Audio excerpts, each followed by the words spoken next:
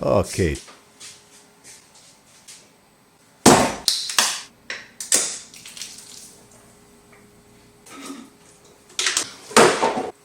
Ajmo kuhat. Pravim svoj autohtoni burger 4 vrste luka, quattro cipolle. Jedan luk, 4 načina pripreme i slobodno ga servirajte onima koji navodno ne vole luk, a gnjetu ga u tonama u svakom termički obrađenom jelu. Prvi luk isjeckamo na kockice i ostavimo u vodi da mu reduciramo intenzitet. Drugi, kiseli luk. Toliko je lagano napraviti da ga ja mogu napraviti bez gledanja. Sol, šećer, pola sirće, pola voda, prokuhaš i preliješ. Onda karamelizirani luk. Rokneš bruku luka u tavu, lagano pržiš 45 minuta i uživaš u tom procesu.